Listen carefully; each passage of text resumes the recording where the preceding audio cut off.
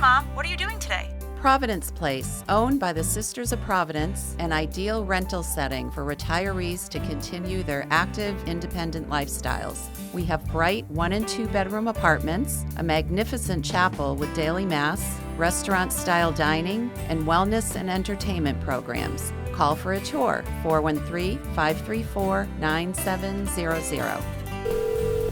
Mom, call me when you're not so busy. Hello, I'm Sharon Roulier, and welcome to our first 2024 summer edition of the Best of Reel to Reel. I'm here with my dad, Jim Stefanik, for the second summer now, and he's going to help me out a little bit and keep us all entertained, right? Well, my brother always called me the entertainer. Oh, we're here at the Beehives, and we'll tell you all about what's buzzing as we bring you some of our favorite programs that aired during the past season. And today's episode first aired on the weekend of October 8th, 2023. So we're gonna watch that right now, okay? Okay, turn the set on. Coming up on this edition of Reel to Reel. Advocating for children and adults with disabilities is very much a part of the pro-life message. I'm Caroline McGrath. I'll have the story coming up. I'm Steve Kiltonic in Chicopee, where I'll have the story of Marie Prometer's latest book, Growing Up French. And we'll take a nature walk with amateur photographer Deacon Pedro Rivera Moran as he captures pictures of God's creation.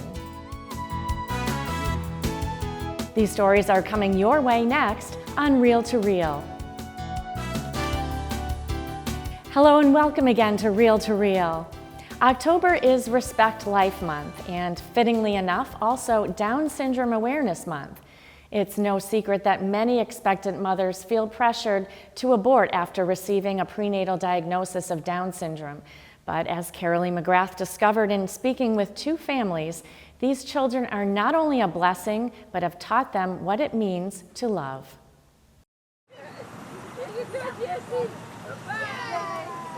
11-year-old Jacob Elmer gets his little sister off the bus most afternoons. 6-year-old Jessica is the baby girl of the family and has everyone wrapped around her finger. Look at this. Look at that, A wow. lot. Oh, your snack bag, okay. Yep. That's it? Jessica, who has Down syndrome, loves to draw. Whoa. Who's that? Lion. Lion. What does a lion do? Whoa. Do it again. What does a lion do? Whoa. That's right. She loves to write her letters, and she loves an audience. Say, What Steve. is it? See? Apple tree? Yeah. Tina Elmer, Jessica's mom, says when doctors realized Jessica had markers for Down syndrome on the ultrasound, they were concerned. When they had called and explained that there was some irregularities in the ultrasound, they were highly encouraging us to have further testing done and to make decisions quickly so that we could decide whether to terminate, which we were not interested in at all. Tina says she and her husband Rick were scared about raising a child with special needs, but she wanted reassurance, some guidance, not pressure to get an abortion. Rick has 3 older children, making Jessica the baby of 6. The Elmers belong to St. Stanislaus Basilica Parish in Chicopee, but sometimes attend Our Lady of the Blessed Sacrament Parish in Westfield, which is close to their home. I think this is so important because of the pressure that we received when we first got the ultrasound report. Again, if we didn't have each other, if I was alone, if I was young, I just felt like it would have been so easy to just fall into the direction the doctors were pushing us. October is Down Syndrome Awareness Month in addition to Respect Life Month. The Elmers say little Jessica has brought nothing but joy to everyone, a much different picture than was painted for them by medical professionals. She's just like adorable, and wherever she goes, wherever she goes, she always spreads joy to the world, and she's just always active. She's always at baseball games making new friends. When I play hockey, she's always up in the stands, and before I play my game, I always walk over to there and put my hand on the glass, and then she would do the same. So then I would always pat it, and she would always start laughing. Jessica sometimes walks the golf course with her dad and older brother Josh. We couldn't imagine life without her. You know, she's, you know, keeps us busy, keeps us young, keeps us on our toes, you know, so. Advocating for children and adults with Down syndrome is a very important part of the pro-life ministry. But the reality is most women who receive a prenatal diagnosis of Down syndrome choose to abort. According to the Journal of Obstetrics and Gynecology, that number is 67% in the United States. In Iceland, nearly 100% of babies prenatally diagnosed with Down syndrome are aborted, according to the European Down Syndrome Association. The doctors seem to push us more towards terminating the pregnancy than saying what options we really had. I mean, when we left the office, you know, they made it sound like you know, that was the only option. Matthew Butler's mom, Michelle, was also told to make a decision when it was discovered that he had Down syndrome. 18 years later, he's crushing it at basketball. He's USP basketball. He plays golf with his dad's friend quite a lot over at Edgewood. Does some Special Olympics basketball, soccer. Matthew is the youngest of 5 children. He also plays the drums and is in the Westfield High School band. He loves WWE and John Cena. Last year, Michelle lost her husband, Mike. He and Matt were inseparable. How are you at golf? Good, and I play golf with my dad, friends, and brother. Michelle says she hopes to help people see what the doctors clearly missed. It's a human life. Regardless with a diagnosis or not, they're still just as important and loving and caring. That just to have the diagnosis of, you know, prenatal diagnosis of Down syndrome is not a death sentence. It's a, if I were to do it all over again, I would.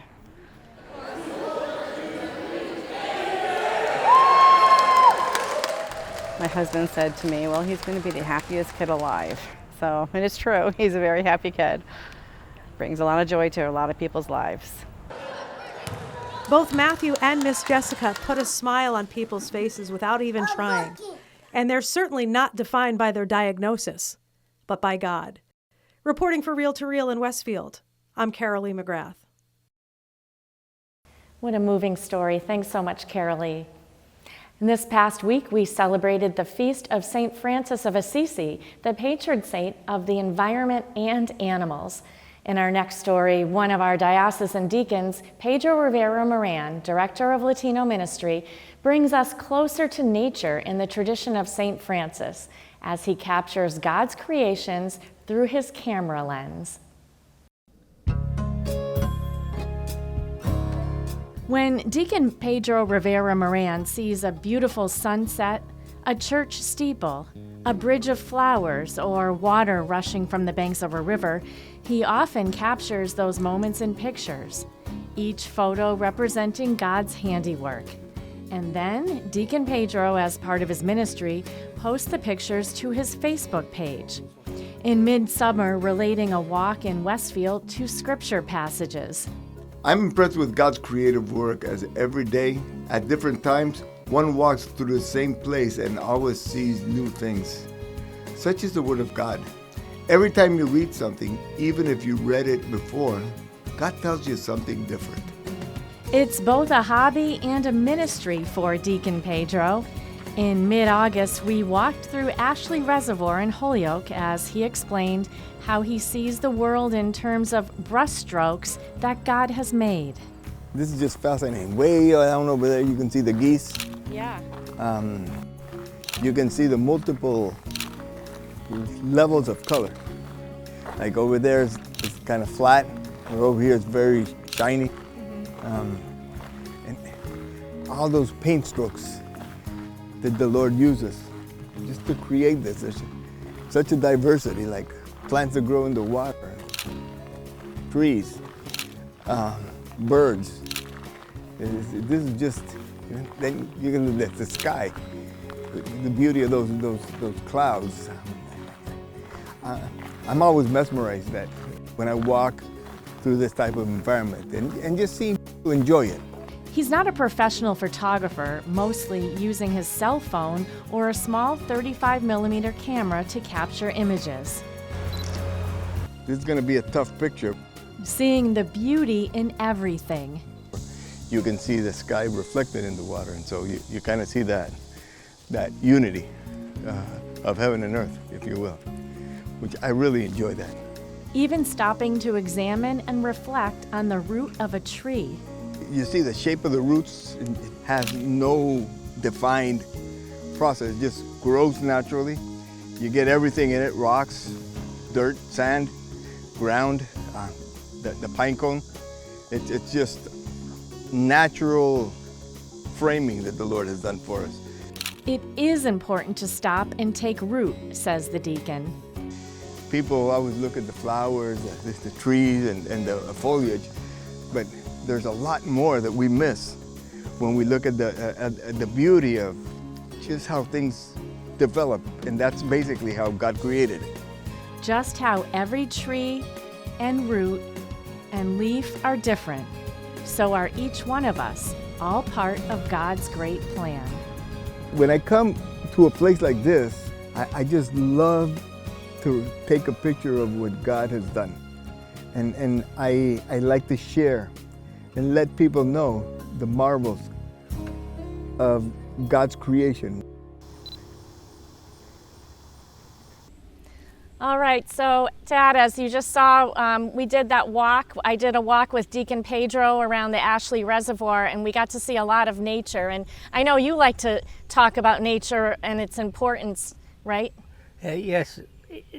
When I went to high school, the biology teacher always told us about the environment. Environment. That word, that long word, environment.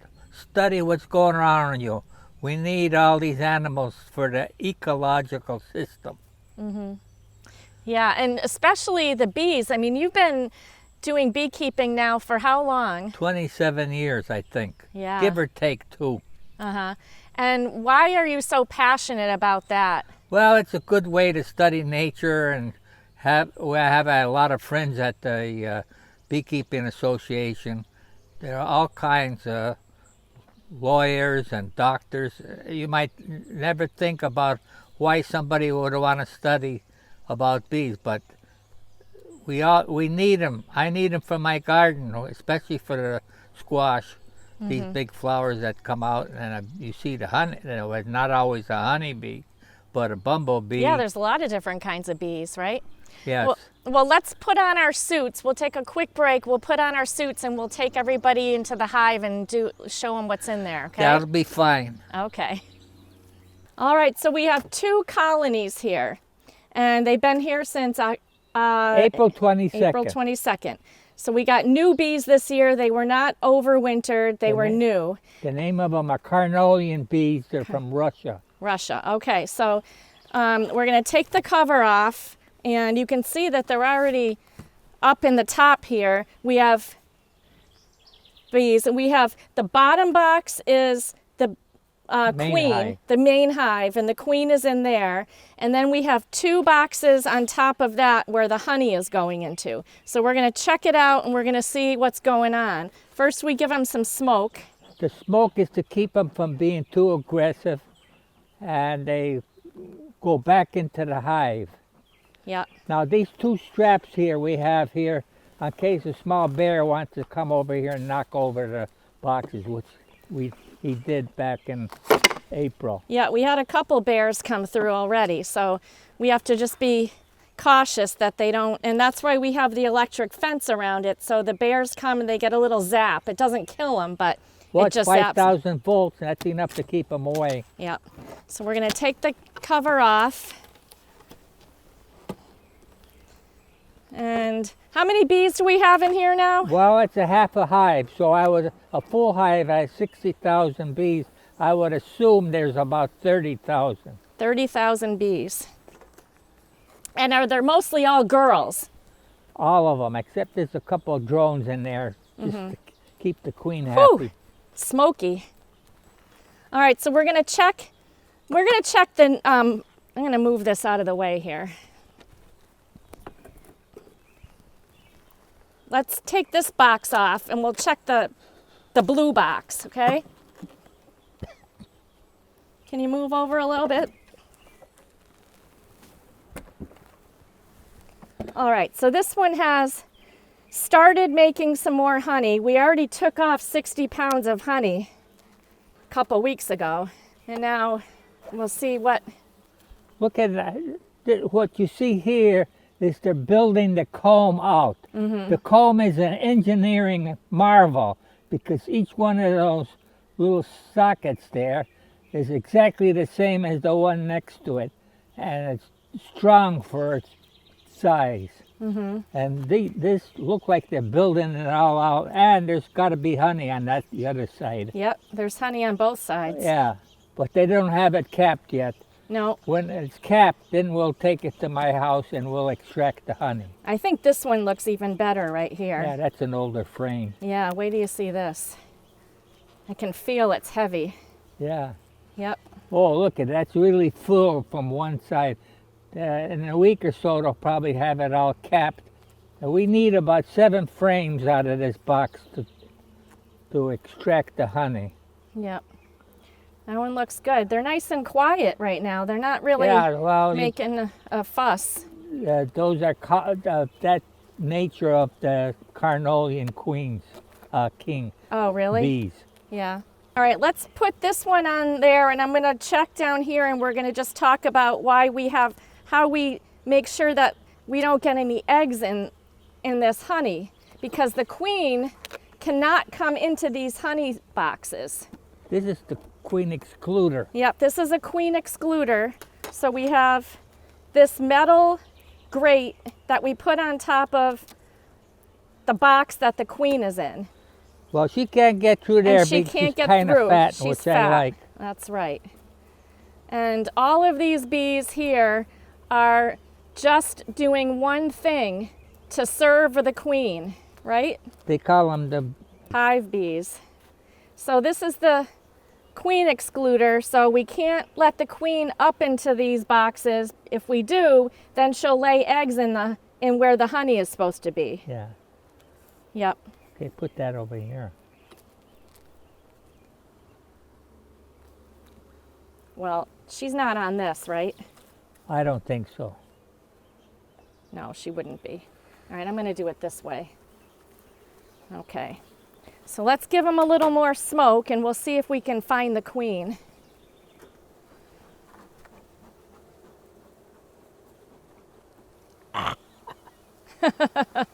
Now they start really going down in there. Yeah, they don't like the smoke. No, but it calms them down. So hopefully we won't get stung. Where do you think the queen is? I would say one of these 3 frames there. All right. So we have this hive tool that pries the waxy propolis and beeswax apart. Then we gently lift it up. Oh, it's beautiful. Look all the capped brood. Yeah. This is all larvae in there. Uh-huh. Ready for more bees. This looks so good. This is probably why we're getting so much honey, is because we've got a very abundant amount of bees here. Look at the honey rolling down here. Yeah, so they make their own honey down in this part of the hive, and they cap it, and that's what they use to eat.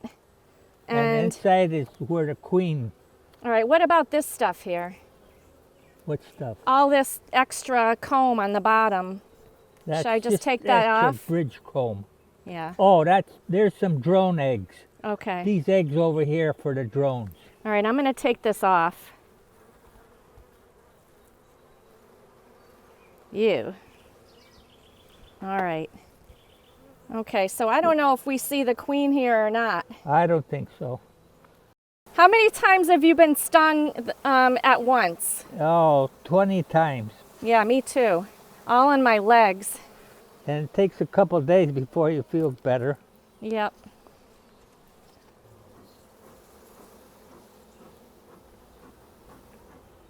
Beekeeping is not a fast sport. Right? You got to take your time, because if you agitate them, then that's when you get stung. You got to be the bee whisperer. Oh, there's a nice frame, but it's not as good as the first one we saw. Yeah. But it has a good pattern right there. Mm-hmm. Well, we know we have a queen because otherwise there wouldn't be any brood. There would not be any eggs, larvae, or... There's a drone. Look how big that drone is. Oh, wow, that's a big one, yeah. Okay, let's see on this side. Oh, it's a little bit better on this side. Woo! Beautiful. Look at them. They're all trying to sting me. And what happens when they... They're not stinging. You've on got my honey. thumb. You've got honey on there. That's what they're trying to lick off. Oh. But what happens when they sting you? Well, it jumpstarts your immune system. Yeah, but they die. Yes, they leave the stinger and you have to take the stinger out. Yeah, and that just impales them, so they lose their life Yeah. for their sake Well, of their we've hive. got a lot of bees in there, so Yeah. if we lose one or two, it doesn't make a difference. All right, well, I don't think we're going to find the queen today. I think don't we should think let so. them be. Yes. All right? Let them be. Let That's a them good one. be. All right, time to go watch the show. Time to put the hive back together. All right. You are watching Reel to Reel, your window on the world around you. Here again is your Reel to Reel host, Sharon Roulier. And finally today, local author Marie Prue Meter has come out with a new book about growing up French here in Western Massachusetts. Steve Kiltonick sat down with the Chicopee native to talk about what inspired her to write about the French-Canadian experience in New England. Marie Prue Meter has always been proud of her French heritage. She served as the director of the French Heritage Center for 5 years and was a contributor to the 2015 book, Building a Better Life, The French Canadians in Western Massachusetts. The author of Many Faces, One Mary, featuring area gardens and shrines to Our Lady, Prue Meter's lifelong passion for French history and culture inspired her to pen her latest book, Growing Up French, a collection of Franco-American interviews. My main goal was, to preserve the past for future generations, because I felt like, we were losing our heritage. And so also I wanted to provide insight into what it was like growing up French. Between 1840 and 1930, 1.5 million French Canadians emigrated to New England and neighboring states, many to work in the textile mills of Chicopee and Holyoke. Growing up in Chicopee, French traditions were passed on to Marie and her two siblings at an early age. When my parents would get together with relatives, they spoke French. My father and mother were always singing French songs in the house. My father would read the French newspaper. My mother, she had a ton of French expressions. Like she'd say, asseyez-vous, which means sit down. Or she'd say, bonne nuit every night, good night. Marie's family were parishioners of the Assumption of the Blessed Virgin Mary Parish in Chicopee. Marie also attended Assumption School just across the street. Both were places where French-Canadian heritage was practiced and maintained. After the Mass, people had Réveillon, which they would have a big meal after the midnight Mass. They would have meat pie suppers and with pea soup, and another tradition around the holidays or Christmas was making fudge. My father used to make delicious chocolate fudge. The book cover features a 1931 Assumption Dramatic and Musical Circle group, which included members of her own family. They traveled around doing French plays. From what I gathered, they were pretty elaborate. And, my mother's in here. She's very small. She looks like she's about 7 or 8 years old. And then my meme, her mother, was up here. During its 5-year existence, many authentic French events and lectures were held in the Assumption Church Hall. Here, Marie met individuals with rich French heritages from across New England. Their stories served as the inspiration for the book. I saw how passionate they were about their heritage. And I would talk to them and they'd tell me about, they were researching their genealogy. Other people told me fascinating personal experiences that they had had. From 2013 to 2018, Prue Meter interviewed 23 Franco-Americans, some local and others from across New England, who told stories of courage, history, and culture. She recorded the interviews but didn't transcribe them until the pandemic in 2020, long after Chicopee's 3 French Catholic churches closed, including her beloved Assumption in 2009. I tried to keep the stories as accurate as I could as to what the people told me. I added in lots of historical information. In writing the book, Prue Meter learned a lot about many French-Canadian contributions and accomplishments. Those interviewed came from all walks of life, including the building trades which the French became known for. Marie's father was a painter and carpenter. For me, they were very educational and inspiring. So, like, one woman's ancestor traveled with the French missionary, converting the Hurons in Quebec. Another woman was involved with a bill in Connecticut to establish French Canadian Day. One woman traveled to St. Anne de Beaupré Church in Quebec for 25 years to help there with the handicapped people. And then another woman, her grandfather was a carpenter. He built 36 churches in Quebec. So that's pretty impressive too. So there was a mother and an aunt who made a living as seamstresses. Well, they were making wedding gowns with the Skinner silk. So the Skinner silk is from the Skinner Silk Mill in Holyoke. When Marie cleaned her mother's wedding gown, an employee noticed a small tag on the back of the dress. Well, my eyes like popped open. I couldn't believe it. I'm like, did you say Skinner? So here it was, and I never knew. The material from my mother's wedding dress was from the Holyoke Skinner Mills, and I just thought that was so amazing. Marie also spoke with a trio of local World War II veterans, Hector Tony Page, Francis Lamoureux, and Wilfred Delude. They were among the 2,500 Franco-Americans from Chicopee who answered the call to serve. Marie's father was a vet. All the men left for war. So, you know, it was a very difficult time for the families. It's important to remember them and, you know, what they did for us. In addition, Marie's mother Edna, her sister Jean, and her brother-in-law Romeo were interviewed. Although Prue Meter was unable to ultimately find a permanent site for the French Heritage Center, she continues to support French culture across New England. Last year, with her sister, Marie helped establish an annual French Day in Chicopee surrounding St. John Baptiste Day. The Quebec flag was raised to acknowledge and support French contributions to the city. Prue Meter also wants to construct a monument dedicated to the French-Canadian immigrants who worked the mills and built the beautiful French churches. She wants its final resting place to be in Aldenville, which the French called Petit Canada. Mr. Alden, who came and bought like 600 acres of land, built up the houses, and then he advertised, you know, in English and French for all the factory workers and, you know, all the mills, and said, oh, come live in Aldenville. In addition to her mother's wedding dress, Marie has some other prized heirlooms.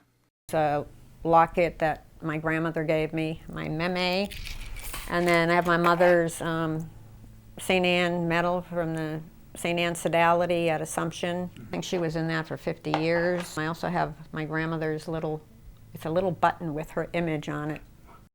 Another cherished possession which inspired Marie's career as a piano instructor also came from her grandmother, a 100-year-old mandolin. My meme played the mandolin, and so she gave this to me when I was in college, and I actually went after college and took lessons on it. Marie's thankful for all the Franco-Americans she spoke to for their accomplishments, contributions, and most especially for their indomitable joie de vivre spirit, which lives on in all of us who are proud to say, I am French Canadian. For Reel to Reel, I'm Steve Kiltonic. And for this week, that's our summer best of edition of Reel to Reel. Be sure to keep up with all of the latest news on the Catholic Church, both here in the Diocese of Springfield and around the world, by heading over to iobserve.org, and check us out also on Facebook at Catholic Communications.